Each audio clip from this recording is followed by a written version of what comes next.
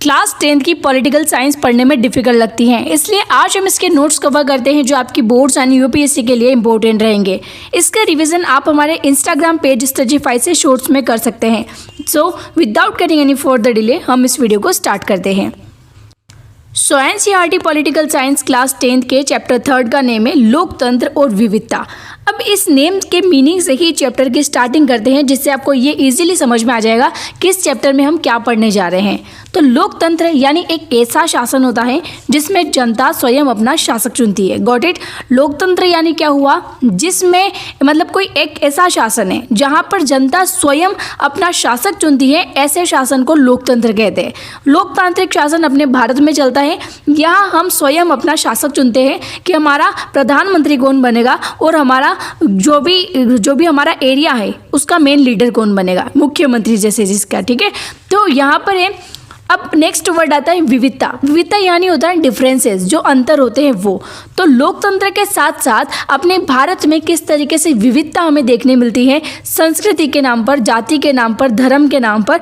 तो इस तरीके से ये सब कुछ हम इस चैप्टर में जानने वाले हैं। फर्स्ट ऑफ ऑल मैं आपको इसका इंट्रो बता देती हूँ, जिससे आपको और भी क्लियर हो जाएगा। चलिए इसमें देखते हैं। पिछले अध्याय में हमने देखा कि भाषाई और क्षेत्रीय विविधताओं को संग साथ लेकर चलने के लिए सत्ता का बंटवारा किया जा सकता है। यानी भाषा यानी जो लैंग्वेजेस में डिफरेंस होते हैं, और जो क्षेत्रीय विविधता होती है, अलग पहनावा, अलग बोली, अलग जाति, अलग धर्म, इस तरीके से इनके लिए क्या सत्ता का बंटवारा किया गया था। 3 सत्ता के बंटवारे होते हैं। पहला तो केंद्र, दूसरा होती है राज्य सरकार और तीसरा होती है स्थानीय सरकार। ठीक है, लेकिन लोगों की विशिष्ट पहचान सिर्फ भाषा और क्षेत्र के आधार पर ही नहीं बनती।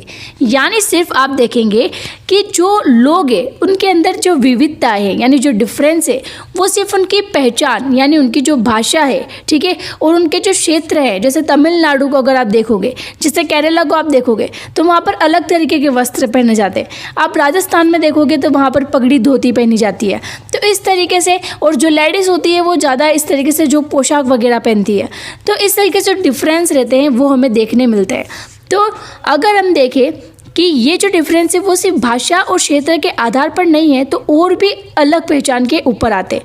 कैसे, जैसे कि एक स्किन कलर आता है, किसी का डार्क है, किसी का लाइट है, अच्छा वाइट कलर है, ठीक है, किसी का जो जेंडर है वो मेल है, किसी का फीमेल है, किसी का ट्रांसजेंडर है। ठीक है, तो इस तरीके से इससे भी डिफरेंसेस पैदा हो जाते हैं। कई बार लोग अपनी पहचान और दूसरों से अपने संबंध शारीरिक बनावट, वर्ग, धर्म, लिंग, जाति, कबीले वगैरह के आधार पर भी परिभाषित करते हैं। अब जैसे आप बात मान लो हिंदू है, ठीक है, सभी हिंदू कम्युनिटी में भी अलग अलग जाति के लोग हैं। अब जाति के अलावा भी अगर आप मैरिजेस देखो तो मैरिजेस सेम गोत्र में नहीं होती है। ठीक है, तो इसमें भी लोग अलग अलग कबीले, अलग अलग जाति को ढूंढते हैं, है ना, मतलब अलग अलग गोत्र को ढूंढते हैं। इस अध्याय में हम देखेंगे कि किस तरह लोकतंत्र सारी सामाजिक विभिन्नताओं, अंतरों और असमानताओं के बीच सामंजस्य बैठाकर उनका सर्वमान्य समाधान देने की कोशिश करता है। यानी इस चैप्टर में अब हम जानेंगे कि भारत विशाल विविधताओं से भरा है, फिर भी यहाँ की लोकतंत्र किस तरीके से समाधान निकालती है हर चीज़ का, वो इस चैप्टर में हम जानेंगे। यहाँ हम सामाजिक विभाजनों की सार्वजनिक अभिव्यक्ति के एक उदाहरण के जरिए अपनी बात स्पष्ट करने की कोशिश करेंगे। इसके बाद हम ये चर्चा करेंगे कि सामाजिक विभिन्नता कैसे अलग अलग रूप धारण करती हैं। फिर हम ये देखेंगे कि सामाजिक विभिन्नता और लोकतांत्रिक राजनीति किस तरह एक दूसरे को प्रभावित करते हैं। यानी अगर सामाजिक भिन्नता है, ठीक है, अगर आपका धर्म कोई है, ईसाई है, आप हिंदू हो, आप मोमेडियन हो, तो इस तरीके से अलग अलग सामाजिक भिन्नता होती है।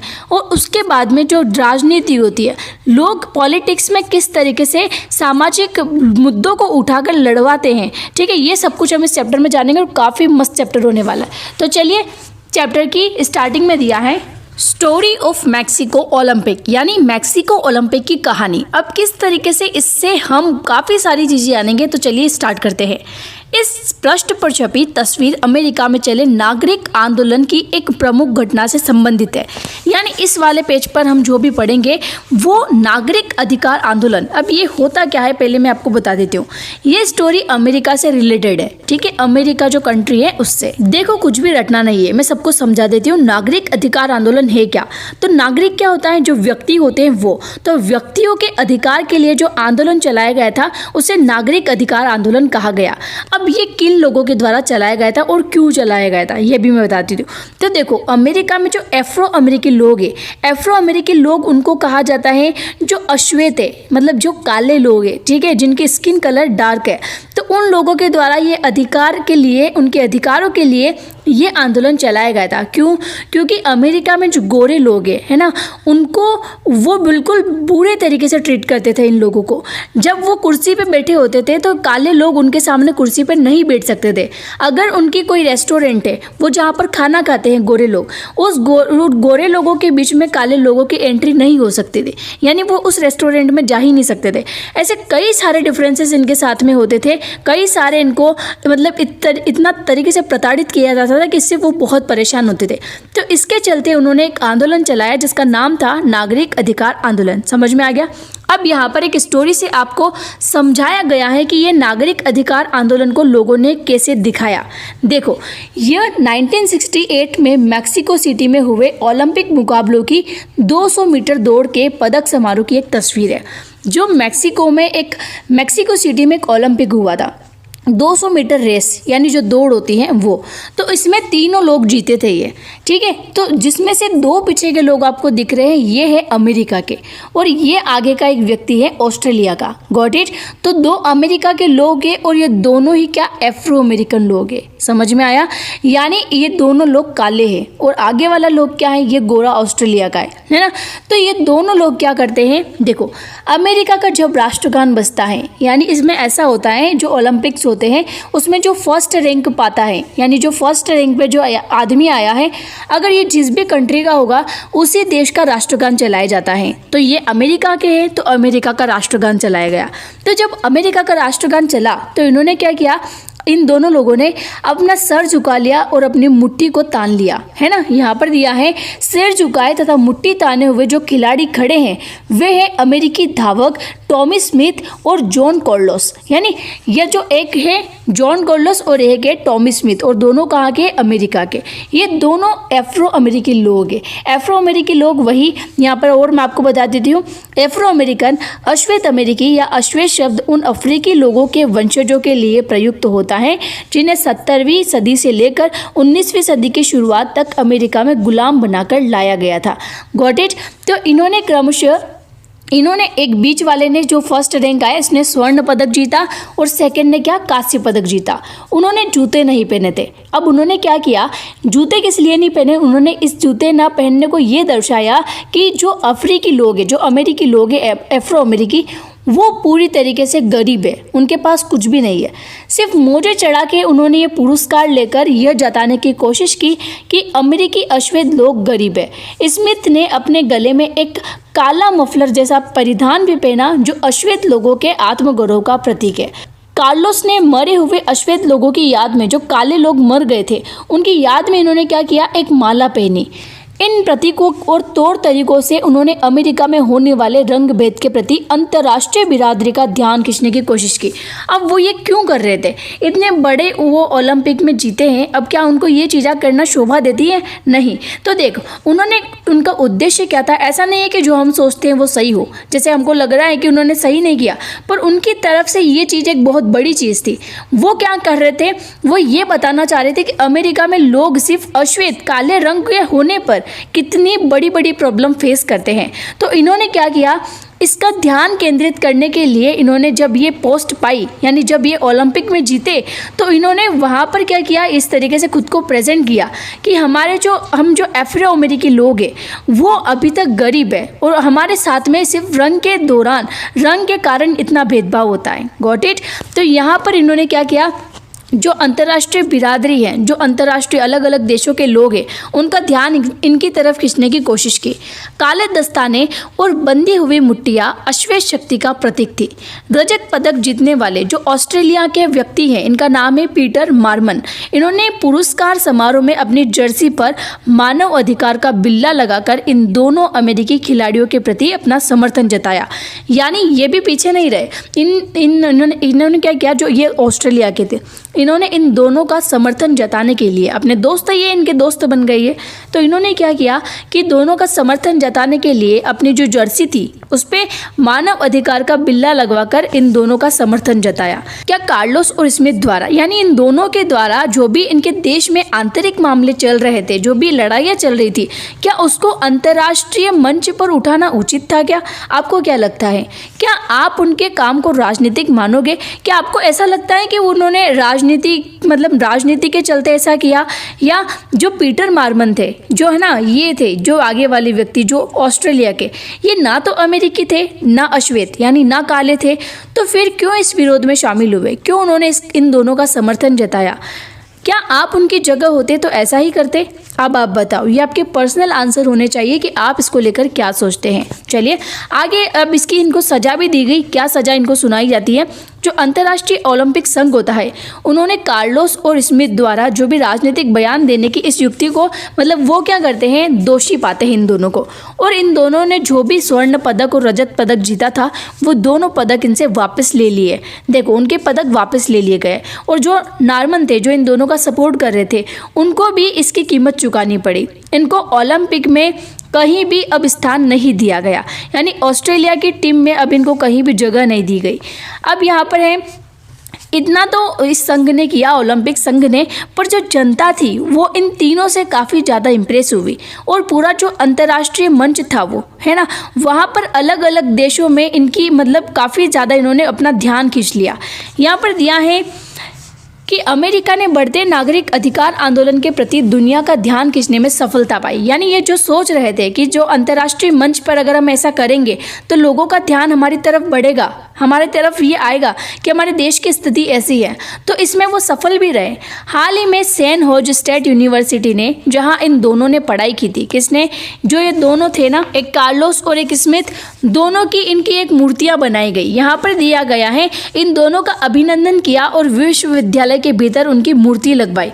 जब 2006 में नॉर्मन की मृत्यु हुई तो उनकी अर्थी को कंधा देने के लिए जो स्मिथ और कार्लोस थे वो वहाँ गए। ठीक है, तो यहाँ पर आप ये देख सकते हैं कि इन दोनों की मूर्तियाँ कैसे बनाई गई है। ये दोनों हाथ ऊपर उठाकर खड़े हैं और इनके जो शू हैं वो दोनों नीचे हैं, बस सिर्फ मोजों में ही खड़े हैं।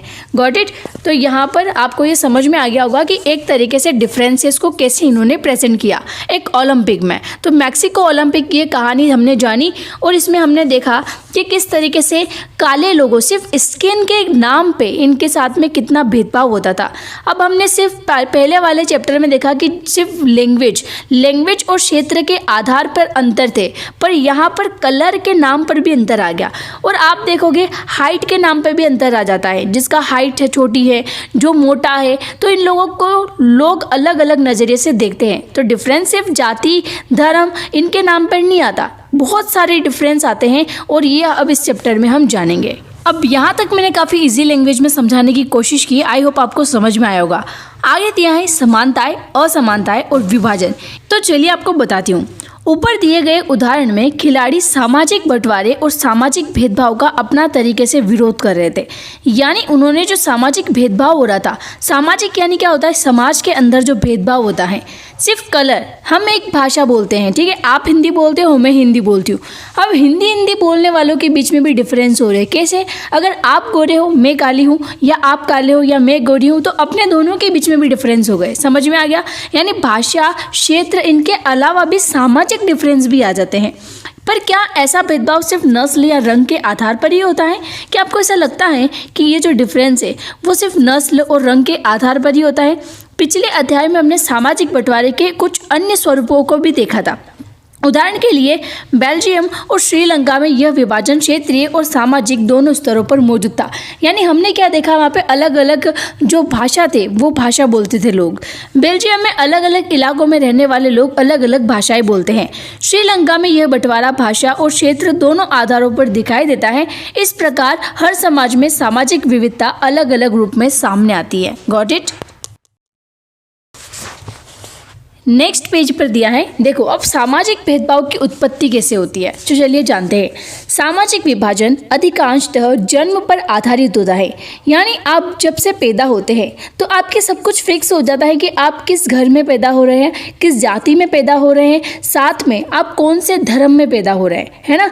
और आपके ऐसा होता है कि जो आपकी जीन्स होती हैं, आपके जो अनुवांशिक गुण होते हैं, जैसे कि आपकी फैमिली में सबका कलर डार्क है तो आपका कलर भी डार्क रहेगा, आपके घर में सब दुबले हैं तो आप भी दुबले रहोगे, और सबकी हाइट छोटी है तो आपके पेरेंट्स की मतलब हाइट आपके ऊपर चली जाएगी। तो इस तरीके से होता है।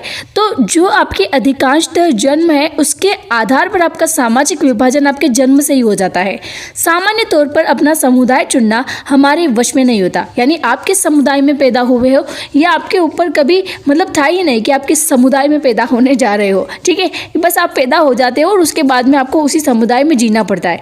पर आजकल तो ऐसा भी होता है कि जो हम बड़े होकर हमारा समुदाय चेंज कर सकते हैं, क्योंकि हमें ये राइट कौन देता है, हमारा जो इंडियन कॉन्स्टिट्यूशन है वो। हम सिर्फ इस आधार पर किसी खास समुदाय के सदस्य हो जाते हैं कि हमारा जन्म उस समुदाय के एक परिवार में हुआ होता है। जन्म पर आधारित जो भी सामाजिक विभाजन है उसका अनुभव हम अपने दैनिक जीवन में लगभग रोज करते हैं। यानी अगर आप थोड़े अच्छे कुल में पैदा हुए हो तो आपको इतना फेस नहीं करना पड़ता, पर जब आप एक लोअर कैटेगरी में या नीची जाति में पैदा होते हो या फिर बिल्कुल ऐसे आपका कलर बिल्कुल डार्क है तो वो चीज़ें आपको डेली रोज़ लाइफ में फेस करना पड़ेगी। जैसे कि हम अपने आसपास देखते हैं, चाहे कोई स्त्री हो या पुरुष, लंबा हो या छोटा, सबकी चमड़ी का रंग अलग अलग है, उनकी शारीरिक क्षमताएं और अक्षमताएं असमान है और मतलब जो भी है वो अलग अलग है, ठीक है। असमान यानी अलग अलग है। बहरहाल सभी किस्म के सामाजिक विभाजन सिर्फ जन्म पर आधारित नहीं होते, कुछ चीज़ें हमारी पसंद या चुनाव के आधार पर भी तय होती है। यानी अब ऐसा नहीं है कि कोई काला हो गया तो वो मतलब अलग हो गया, ये हमारे ऊपर भी डिपेंड करता है कि हम उस इंसान को किस तरीके से ट्रीट करेंगे। Got it. यानी आपको मतलब आप में से अगर कोई समझदार है, ठीक है, तो वो इस तरीके के डिफरेंसेस पर ध्यान नहीं देता कि तू किस कैटेगरी से आया है या तुम्हारी जात क्या है या तेरा कलर क्या है या तेरी हाइट कैसी है। तो इस तरीके से बहुत सारे लोग ऐसे होते हैं जो इन चीज़ों पर ध्यान नहीं देते, और हमें इसी तरीके से जीना चाहिए क्योंकि ऑल आर ह्यूमंस, ठीक है। उसमें हमें किसी की कैटेगरी नहीं देखनी चाहिए, किसी की मतलब कलर को नहीं देखना चाहिए, इस तरीके से जीना चाहिए। कई लोग अपने माँ बाप और परिवार से अलग अपनी पसंद का धर्म चुन लेते, यानी ऐसा भी होता है कि जब बड़े हो जाते हैं लोग तो बहुत सारे अलग धर्म में कन्वर्ट हो जाते हैं। हम सभी लोग पढ़ाई के विषय, पेशे, खेल या सांस्कृतिक गतिविधियों का चुनाव भी अपनी पसंद से कर सकते हैं। इन सब के आधार पर भी सामाजिक समूह बनते हैं और ये जन्म पर आधारित नहीं होते। यानी कुछ ऐसे सामाजिक डिफरेंस जो हम बड़े होकर खुद चुनते हैं, कैसे हम किस गेम में पार्टिसिपेट करने वाले हैं, हम किस सांस्कृतिक गतिविधियों में पार्टिसिपेट करने वाले हैं, ये सब अपने मतलब खुद के डिसीजन होते हैं, ठीक है। अब यहाँ पर दिया है, हर सामाजिक विभिन्नता सामाजिक विभाजन का रूप नहीं लेती। सामाजिक भिन्नताएं लोगों के बीच बंटवारे का एक बड़ा कारण होती तो ज़रूर है, लेकिन यही भिन्नताएं कई बार अलग अलग तरह के लोगों के बीच पुल का भी काम करती हैं।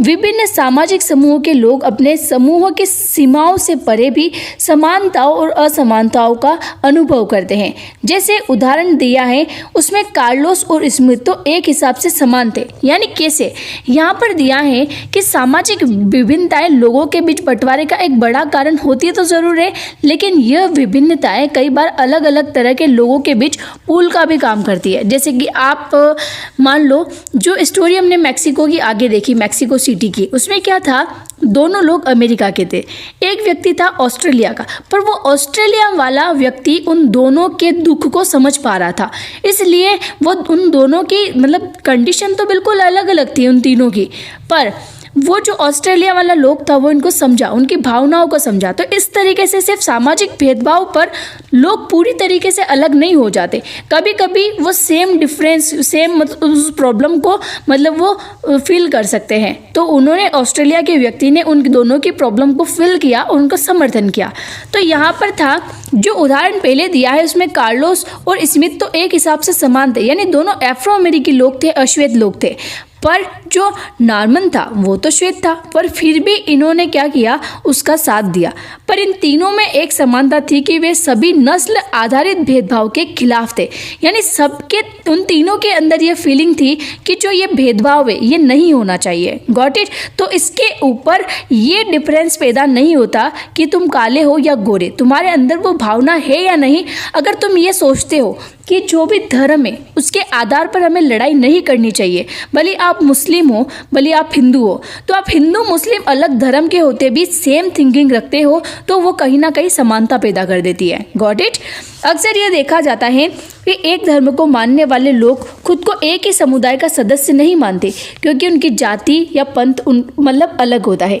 यह भी संभव है कि अलग अलग धर्म के अनुयायी होकर भी एक जाति वाले लोग खुद को एक दूसरे के ज़्यादा गरीब महसूस करें। यानी मेरा तो अभी भी ये मानना है, भले मैं किसी भी कैटेगरी से हूँ, किसी भी धर्म से हूँ, पर सभी के धर्म को इक्वलिटी मिलनी चाहिए। यानी किसी भी धर्म को हमें गलत नहीं बोलना चाहिए और ना वो कोई भी अपने धर्म को गलत बोले। और अगर कोई ऐसा करता है तो फिर उसको कम अक्ल सोच के छोड़ दो। तो यहाँ पर यही दिया है कि जब हम एक दूसरे की धर्म का सम्मान करने लग जाते हैं तो काफ़ी सारा जो भी लड़ाइयाँ होती है वो ख़त्म होने लग जाती है। एक ही परिवार के अमीर और गरीब ज़्यादा घनिष्ठ संबंध नहीं रख पाते क्योंकि सभी अलग अलग तरीके से सोचने लगते हैं। यानी जिसके पास पैसा होगा और जिसके पास पैसा नहीं होगा, उन दोनों की थिंक भी चेंज हो जाएगी। इस प्रकार हम सभी की एक से ज़्यादा पहचान होती है। इसी तरह लोग एक से ज़्यादा सामाजिक समूहों का हिस्सा हो सकते हैं। दरअसल हर संदर्भ में हमारी पहचान एक अलग रूप धारण करती है। यानी जो भिन्नताएं हैं वो अलग अलग संदर्भों में सामने आती है। अब विभिन्नताओं में सामंजस्य और टकराव कैसे होता है, अब यहाँ पर दिया है सामाजिक विभाजन तब होता है। यानी समाज का विभाजन तब होता है जब कुछ सामाजिक अंतर दूसरी अनेक विभिन्नताओं से ऊपर और बड़े हो जाते हैं। कैसे, यहाँ पर कुछ एग्जाम्पल दिया है। अमेरिका में श्वेत और अश्वेत का अंतर एक सामाजिक विभाजन भी बन जाता है क्योंकि अश्वेत लोग क्या है, आमतौर पर गरीब होते हैं, बेघर और भेदभाव का शिकार होते हैं। यानी कलर, सिर्फ कलर ही मतलब ऐसा नहीं है कि उनके अंदर ये मतलब अलग अलग होने की भावना को पैदा कर रहा है। वो लोग जो लोग काले हैं वो लोग गरीब भी है, इसलिए ये अंतर है और ज़्यादा बढ़ जाता है। यहाँ पर दिया है हमारे देश में भी दलित आमतौर पर गरीब और भूमिहीन है। यानी दलित कौन है, जो नीची जाति के लोग हैं, वो एक तरीके से कास्ट का डिस्क्रिमिनेशन तो फेस करते ही हैं। ऊपर से एक तरीके से अगर लोग नहीं माने कि ठीक है कोई बात नहीं, कास्ट से कोई फर्क नहीं पड़ता, तो उनकी स्थिति भी गरीब है। ठीक है, तो यहाँ पर डिफरेंस और ज़्यादा गहरे हो जाते हैं कि जो ऊंची जाति वाला है वो मतलब पैसे वाला है और जो नीची जाति वाला है वो गरीब है। उन्हें भी अक्सर भेदभाव और अन्याय का शिकार होना पड़ता है। जब एक तरह का सामाजिक अंतर अन्य अंतरों से ज़्यादा महत्वपूर्ण बन जाता है तो लोगों को यह महसूस होने लगता है कि वे दूसरे समुदाय के हैं, तो इससे एक सामाजिक विभाजन की स्थिति पैदा होती है। यानी अमीर खुद को अलग समझते हैं और गरीब खुद को अलग समझने लगते हैं। अगर एक से सामाजिक असमानताएं कई समूह में मौजूद हो तो फिर एक समूह के लोगों के लिए दूसरे समूह से अलग पहचान बनाना मुश्किल हो जाता है। इसका मतलब ये है कि कई एक मुद्दे पर कई समूहों के हित एक जैसे हो जाते हैं, जबकि किसी दूसरे मुद्दे पर उनके नज़रिए में अंतर हो सकते हैं। यानी आप बहुत सारे लोग किसी पॉइंट पर सेम सोचते होंगे तो किसी पर अलग तरीके से। यहाँ पर ऐसा एग्जाम्पल दिया है कि उत्तरी आयरलैंड और नीदरलैंड का उदाहरण दिया है ना। दोनों ही ईसाई बहुल देश है, लेकिन यहाँ के लोग प्रोटेस्टेंट और कैथोलिक खेमे में बटे। यानी दो डिवाइडेशन इनके अंदर है, एक तो प्रोटेस्टेंट और एक कैथोलिक। उत्तरी आयरलैंड में वर्ग और धर्म के बीच गहरी समानता है। यानी वर्ग को लेकर और धर्म को लेकर इनके बीच में काफ़ी बड़ा डिफरेंस हमें देखने मिलता है। वहाँ का कैथोलिक समुदाय जो है वो गरीब है, यानी एक तो वो नीची जाति के होते ही है, फिर वो गरीब भी होते हैं, तो ये फासला और बड़ा हो जाता है। लंबे समय से उसके साथ भेदभाव होता है। पर अगर नीदरलैंड की बात करें, ठीक है, आयरलैंड में, उत्तरी आयरलैंड में क्या है कि जो ये प्रोटेस्टेंट लोग हैं ये बहुत अमीर है और कैथोलिक लोग हैं ये बहुत गरीब है। पर अगर हम नीदरलैंड की बात करें तो नीदरलैंड में प्रोटेस्टेंट और कैथोलिक दोनों अमीर भी है और गरीब भी है। तो अब आप ये सोचेंगे कि अमीरी गरीबी और जातियों के आधार पर वहाँ पर डिफरेंस बढ़ रहे थे, तो यहाँ पर इतना डिफरेंस आपको नहीं देखने मिलता। नीदरलैंड में वर्ग और धर्म के बीच ऐसा मेल दिखाई नहीं देता। वहाँ जो कैथोलिक और प्रोटेस्टेंट लोग हैं दोनों में अमीरी और गरीबी है। परिणाम यह है कि उत्तरी आयरलैंड में कैथोलिक और प्रोटेस्टेंट के बीच भारी मारकाट चलती रहती है, पर नीदरलैंड में ऐसा नहीं होता। जब सामाजिक विभिन्नताएं एक दूसरे से गुंथ जाती हैं तो एक गहरे सामाजिक विभाजन की जमीन तैयार होने लगती है। जहां ये सामाजिक विभिन्नताएं एक साथ कई समूहों में विद्यमान होती हैं तो उन्हें संभालना अपेक्षाकृत आसान होता है। Got it. आज अधिकतर समाजों में कई किस्म के विभाजन दिखाई देते हैं, यानी आज के टाइम में हम काफ़ी सारे डिफरेंसेस जो सामाजिक भेदभाव है वो देखते हैं। देश बड़ा हो या छोटा इससे कोई खास फर्क नहीं पड़ता। भारत काफ़ी बड़ा देश है और इसमें अनेक समुदाय के लोग रहते हैं, यानी आपने देखा होगा अलग अलग कैटेगरी के लोग इसमें रहते हैं अपने भारत में। बेल्जियम एक छोटा देश है पर वहाँ भी अनेक समुदाय के लोग रहते हैं। जर्मनी और स्वीडन जैसे समरूप समाज में भी, समरूप समाज क्या होती है, एक ऐसा समाज जिसमें सामुदायिक संस्कृति या जाति विभिन्नताएं ज़्यादा गहरी नहीं होती, यानी मतलब सब कुछ इक्वल टाइप में, तो इसलिए उनको समरूप समाज कहा गया है। तो जर्मनी और स्वीडन जैसे समरूप समाज में भी जहां मोटे तौर पर अधिकतर लोग एक ही नस्ल और संस्कृति के हैं, दुनिया के दूसरे हिस्सों से पहुंचने वाले लोगों के कारण तेजी से बदलाव हो रहा है। ऐसे लोग अपने साथ अपनी संस्कृति लेकर पहुंचते हैं, यानी अगर कोई भी नया व्यक्ति उसमें एंटर होगा तो अपनी संस्कृति लेकर पहुंचेगा, तो उनमें अपना अलग समुदाय बनने की प्रवृत्ति होने लगती है। Got it. इस हिसाब से आज दुनिया के अधिकतर देश बहुसंस्कृति हो गए, यानी हमारा जो देश है उसमें फिर और कोई नई कैटेगरी का लोग आता है, नई संस्कृति का लोग आता है, काफ़ी सारे फिर 1 2 3 4 ऐसे आते रहे तो उनका अलग समुदाय बन जाएगा। तो इस तरीके से एक देश में अलग अलग समुदाय के लोग, बहुसंस्कृति के लोग पैदा हो जाते हैं। Now move to next page. इस पे दिया है सामाजिक विभाजनों की राजनीति, यानी सामाजिक विभाजन पर कैसे राजनीति होती है। जैसे आप मान लो धर्म के नाम पर राजनीति, यानी हिंदू के अलग मसीहा होंगे, मुस्लिम के अलग मसीहा होंगे, गरीब के अलग मसीहा होंगे, अमीर के अलग मसीहा होंगे। तो इस तरीके से गरीबी को टारगेट करके जो राजनीति में आगे बढ़ता है, जो एक धर्म को लेकर आगे बढ़ता है, जैसे हम भाजपा की बात करें तो बीजेपी मेन हिंदुओं के लिए काम करती है, ठीक है। तो इस तरीके से वो क्या है, हिंदू राष्ट्र बनाना चाहती हैं। तो इस तरीके से जब पॉलिटिक्स काम करती है तो वो क्या है, एक पक्ष को लेकर आगे बढ़ती है, जिससे वो पूरा पक्ष क्या है उस पॉलिटिकल पार्टी से ये उम्मीद करने लगता है कि ये हमारे धर्म को बढ़ावा देंगे। अगर कोई भी एक पार्टी है जो गरीबों का साथ देती है तो गरीबों को उस पार्टी से ये उम्मीद होती है कि हमारे गरीबी में उत्थान करेगी, हमारे गरीबी में मतलब कुछ भी हमको आगे बढ़वाएगी, इस गरीबी से हमको बाहर निकालेगी। तो सामाजिक विभाजनों की राजनीति कैसे होती है, चलिए अब इस वाले पॉइंट में हम जानते हैं। सामाजिक विभाजन राजनीति को किस प्रकार प्रभावित करते हैं, राजनीति का इन सामाजिक विभाजनों से क्या लेना देना है, यानी राजनीति का सामाजिक विभाजन जो भी हो रहे हैं, अमीर गरीब धर्म जाति, ठीक है, इसके बीच से जो राजनीति है उसका क्या लेना देना है। पहली नज़र में तो राजनीति और सामाजिक विभाजनों का मेल बहुत खतरनाक और विस्फोटक लगता है। क्या आपको ऐसा नहीं लगता कि जिस तरीके से एक धर्म को लेकर जो राजनीति आगे बढ़ती है इससे अदर धर्म वाले लोगों के ऊपर क्या इफेक्ट पड़ता है। तो इससे ये जो भी मामला सामने आता है ये काफ़ी खतरनाक दिखता है। लोकतंत्र में विभिन्न राजनीतिक पार्टियों के बीच प्रतिद्वंदिता का माहौल होता है। इस प्रतिद्वंदिता के कारण कोई भी समाज फूट का शिकार बन सकता है। अगर राजनीतिक दल समाज में मौजूद विभाजनों के हिसाब से राजनीतिक होड़ करने लगे तो इससे सामाजिक विभाजन राजनीतिक विभाजन में बदल सकता है, यानी जो समाज का विभाजन है वो राजनीतिक विभाजन बन जाता है। यानी अगर हिंदुओं का साथ देंगे तो वो पॉलिटिकल पार्टी भी हिंदू बन जाएगी क्योंकि वो हिंदुओं का साथ दे रही है। Got it. इस लाइन में काफ़ी बड़ी बात कही है कि इससे सामाजिक विभाजन जो है वो राजनीतिक विभाजन में बदल जाता है और ऐसे देश में विखंडन की मतलब जो भी ऐसा देश है वो विखंडन की तरफ जाने लगता है। अब ऐसा कई देशों में हो चुका है, यहाँ पर एग्जाम्पल दिए हैं। यहाँ पर उत्तरी आयरलैंड का अगर हम एग्जाम्पल ले तो जिसका जिक्र हम पहले ऊपर कर चुके थे, वहाँ पर क्या 2 लोग बटे हुए थे, एक तो प्रोटेस्टेंट थे और एक कैथोलिक थे। जो कैथोलिक लोग थे वो काफ़ी गरीब थे। तो उसका अगर उदाहरण ले तो ग्रेट ब्रिटेन का यह हिस्सा काफ़ी लंबे समय से हिंसा, जातीय कटुता और राजनीतिक टकराव में गिरफ्त रहा है।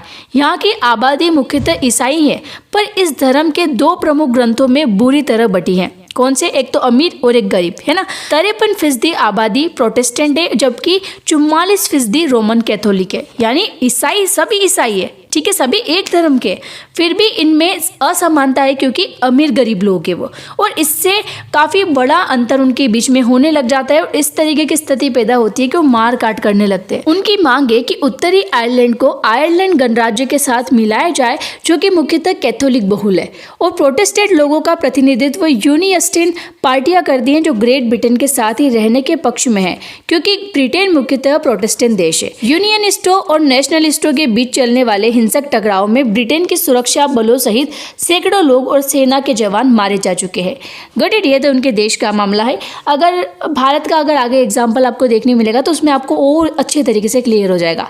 1998 में ब्रिटेन की सरकार और नेशनलिस्टों के बीच शांति समझौता हुआ जिसमें दोनों पक्षों ने हिंसक आंदोलन बंद करने की बात स्वीकार की, और जो युगोस्लाविया है वहाँ की कहानी मतलब इस तरीके से खत्म नहीं हुई। वहाँ धार्मिक और जातीय विभाजन के आधार पर शुरू हुई राजनीतिक होड़ में युगोस्लाविया कई टुकड़ों में बढ़ गया। ऐसे उदाहरण के आधार पर कुछ लोग यह निष्कर्ष निकालते हैं कि राजनीति और सामाजिक विभाजन का मेल नहीं होना चाहिए, यानी जो पॉलिटिक्स है उसको जो भी सामाजिक विभाजन है उसके आधार पर अपनी राजनीति को आगे नहीं बढ़ाना चाहिए। और ये चीज़ हम अपने भारत में भी देखते हैं। अगर कोई भी पॉलिटिकल पार्टी है तो उसको हमारी जो भी समस्याएं हैं भारत में उसको लेकर आगे बढ़ना चाहिए, न कि किसी भी एक धर्म को लेकर। Got it? अब इस नेक्स्ट पेज पर सिर्फ एक स्टोरी है, बुल्गारिया, रोमानिया या भारत। तो इस तरीके की स्टोरी आपके कोई इंपॉर्टेंट नहीं है, फिर भी आप पढ़ना चाहो तो पढ़ सकते हो। अब आगे हमने देखा था कि जो भी राजनीति है उसको सामाजिक विभाजन के आधार पर आगे नहीं बढ़ना चाहिए। यहाँ पर फिर और आगे दिया है, उनका मानना है कि सर्वश्रेष्ठ स्थिति तो यह है कि समाज में किसी किस्म का विभाजन हो ही न, यानी समाज में ऐसे कोई डिफरेंस नहीं होने चाहिए धर्म के आधार पर, रंग के आधार पर, इस तरीके से किसी के मोटापे के आधार पर, किसी के पतले दुबले होने के आधार पर, किसी के हाइट छोटी आने के आधार पर, ये सामाजिक डिफरेंस नहीं होने चाहिए। लोगों में इतनी यूनिटी होनी चाहिए, इतनी समझदारी होनी चाहिए। एजुकेट आज के इस मतलब आज के टाइम में तो सब एडुकेट है ना, तो उनको इतनी समझदारी होनी चाहिए कि ये जो विभाजन है, ये जो भी डिफरेंस है, ये इतना बड़ा मुद्दा नहीं है। अगर किसी देश में सामाजिक विभाजन है, यानी अगर किसी देश में हमें ऐसे सामाजिक विभाजन देखने मिलते हैं तो उसे राजनीति में अभिव्यक्त ही नहीं होने देना चाहिए। यानी ऐसे हिंदू मुस्लिम को लेकर अगर कोई राजनीति आगे बढ़ रही है तो उसको ऐसा करने ही नहीं देना चाहिए, है ना। तो इसके साथ यह भी सच्चाई है कि राजनीति में सामाजिक विभाजन की हर अभिव्यक्ति फूट पैदा नहीं करती। हमने पहले भी देखा है कि दुनिया के अधिकतर देशों में किसी न किसी किस्म का सामाजिक विभाजन और ऐसे विभाजन राजनीतिक शक्ल में भी अख्तियार करते ही है। लोकतंत्र में राजनीतिक दलों के लिए सामाजिक विभाजनों की बात करना और विभिन्न समूह से अलग अलग वायदे करना बड़ी स्वाभाविक बात है। विभिन्न समुदायों को उचित प्रतिनिधित्व देने का प्रयास करना और विभिन्न समुदायों की उचित मांगों और ज़रूरतों को पूरा करने वाली नीतियाँ बनाना भी इसी कड़ी का हिस्सा है। यानी आप देखो, जैसे कि कोई पार्टीज बिल्कुल मुस्लिम के लिए होती है, कोई पार्टी बिल्कुल हिंदू के लिए होती है, कोई पार्टी बिल्कुल गरीबी के लिए होती है। तो अगर अलग अलग पार्टियां अलग अलग क्षेत्र, अलग अलग सामाजिक विभाजन को सपोर्ट कर रही हैं तो एक तरीके से ये चीज़ गलत भी नहीं है। इसमें ये लिखा है, अधिकतर देशों में मतदान के स्वरूप और सामाजिक विभाजनों के बीच एक प्रत्यक्ष संबंध दिखाई देता है। यानी चुनाव किस लिए होते हैं? इसीलिए होते हैं, लोकतांत्रिक देश है अपना भारत, तो इसमें चुनाव इसीलिए किए जाते हैं कि जो व्यक्ति है वो अपने अनुसार जिस भी पार्टी का सपोर्ट करना चाहता है वो कर सकता है। फिर आगे दिया है, इसके तहत एक समुदाय के लोग आमतौर पर किसी एक दल को दूसरे दलों के मुकाबले ज़्यादा पसंद करते हैं और उसी को वोट देते हैं। कई देशों में ऐसी पार्टियां हैं जो सिर्फ एक ही समुदाय पर ध्यान देती हैं और उसी के हित में राजनीति करती हैं, पर इसकी परिणति देश के विखंडन में नहीं होती। यानी अलग अलग पॉलिटिकल पार्टी हैं, वो अलग अलग सामाजिक विभाजन पर अपना ध्यान देती हैं, तो इससे समाज का ही उत्थान होता है। जैसे कि गरीब लोग हैं, अगर एक पार्टी बिल्कुल गरीबों के लिए बनी हुई है तो वो कहीं ना कहीं गरीबों को साथ देगी, ठीक है, उनके लिए वो एक तरीके से मसीहा बन जाएगी। Got it. अब आगे दिया है 3 आयाम। अब 3 आयाम ये पॉइंट क्या है? सामाजिक विभाजनों की राजनीति का परिणाम 3 चीज़ों पर निर्भर करता है। यानी सामाजिक विभाजन पर जो भी राजनीति काम करेगी उसका परिणाम इन 3 चीज़ों पर डिपेंड करेगा। पहली चीज़ क्या है? लोगों में अपनी पहचान के प्रति आग्रह की भावना। यानी अगर लोग, कोई भी पॉलिटिकल पार्टी है अगर गरीबों के लिए काम कर रही है तो उन गरीबों को क्या लगेगा कि चलो कोई तो है जो हमारे लिए काम कर रहा है, तो वो उसको एक तरीके से मसीहा मानेंगे, जो मैंने आपको आगे बताया। अगर लोग खुद को सबसे विशिष्ट और अलग मानने लगते हैं तो उनके लिए दूसरों के साथ तालमेल बैठाना बहुत मुश्किल हो जाता है। जब तक उत्तरी आयरलैंड के लोग खुद को सिर्फ प्रोटेस्टेंट या कैथोलिक के तौर पर देखते रहेंगे तब तक उनका शांत हो पाना संभव नहीं है।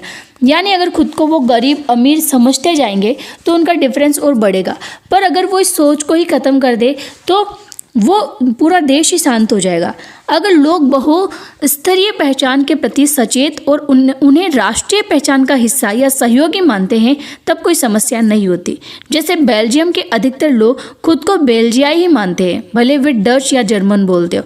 यानी यहाँ पर अलग अलग धर्म के लोग हैं, है ना। भारत में अगर सब धर्म को न मानने के बजाय ये मानने लग जाए कि हम सब भारतीय हैं, ठीक है, तो ये डिफरेंस पैदा नहीं होंगे, है ना। इस नज़रिए से उन्हें साथ साथ रहने में मदद मिलती है। हमारे देश में भी ज़्यादातर लोग अपनी पहचान को लेकर ऐसा ही नज़रिया रखते हैं। वे खुद को पहले भारतीय मानते हैं, फिर किसी अन्य प्रदेश यानी किसी अन्य राज्य का, अन्य क्षेत्र या अन्य भाषा या धार्मिक और सामुदायिक समुदाय का सदस्य। आप खुद को क्या मानते हैं?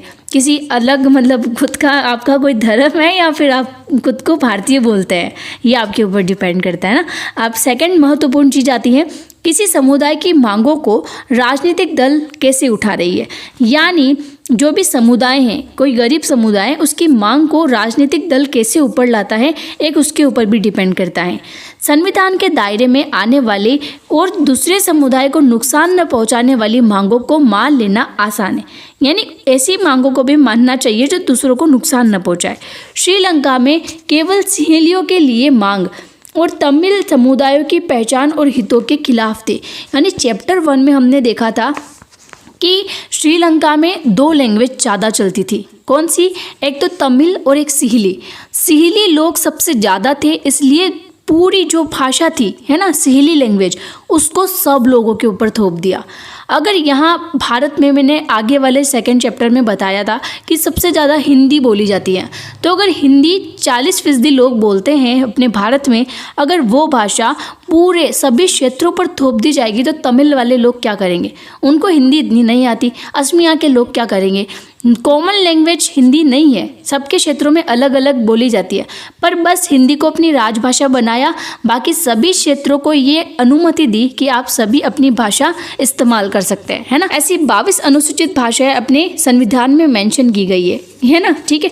अब यहाँ पर दिया है, युगोस्लाविया में विभिन्न समुदाय के नेताओं ने अपने जातीय समूहों की तरफ ऐसी मांगें रख दी जिन्हें एक देश की सीमा के भीतर पूरा करना असंभव था। अब लास्ट पेज आता है जिस पर दिया है तीसरी मांग। तीसरी मांग है सरकार का रुख। सरकार इन मांगों पर क्या प्रतिक्रिया व्यक्त करती है, यह भी महत्वपूर्ण है। जैसा कि हमने बेल्जियम और श्रीलंका के उदाहरणों में देखा था, यानी हमने देखा था कि सत्ता की समझदारी, सत्ता की साझेदारी किस तरीके से इम्पोर्टेंट होती है। अगर अपना भारत है, अपना भारत इतना समझदार, इतना अच्छे से कॉन्स्टिट्यूशन यहाँ का लिखा गया है कि किसी भी कैटेगरी, किसी भी धर्म के लोगों को मतलब ऐसा नहीं माना जाता है कि उस पर कोई और धर्म थोप दिया गया हो और भाषा थोप दी गई हो। यहाँ पर सभी लोग स्वतंत्र हैं, इसलिए भारत में इतनी विशाल विविधता के बाद भी भारत में यूनिटी है ना। तो बेल्जियम में क्या हुआ था, सभी को अपनी अपनी भाषाएं बोलने की अनुमति दे दी थी, पर श्रीलंका में क्या किया था, जो सिंहली लैंग्वेज है वो सभी लैंग्वेज वालों के ऊपर वो लैंग्वेज थोप दी थी, तो उससे पूरा देश विखंड हो गया था जो श्रीलंका था। और बेल्जियम में सभी लोगों को स्वतंत्रता मिली, इसलिए वो देश जो है वो काफ़ी उन्नति की तरफ गया, है ना।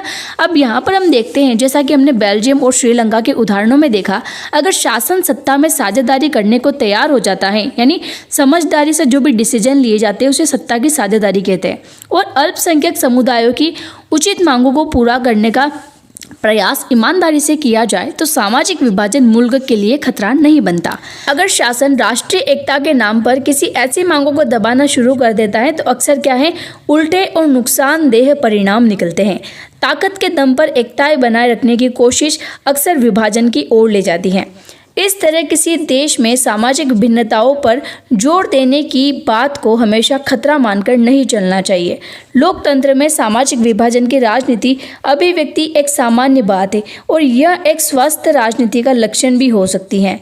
इसी से विभिन्न छोटे सामाजिक समूह हाशिए पर पड़ी ज़रूरतों और परेशानियों को जाहिर करते हैं और अक्सर जो भी सरकार का ध्यान है वो अपनी तरफ खींचते हैं। यानी गरीब लोग हैं, अगर गरीबों का कोई मसीहा नहीं होगा, सिर्फ धर्म के नाम पर ही लोग काम करेंगे तो गरीबों की कौन सुनेगा। तो इस तरीके से जो नीचे दबे हुए तबके हैं उनकी तरफ अगर ध्यान केंद्रित कोई राजनीति करती है तो ये एक तरीके से अच्छी बात है।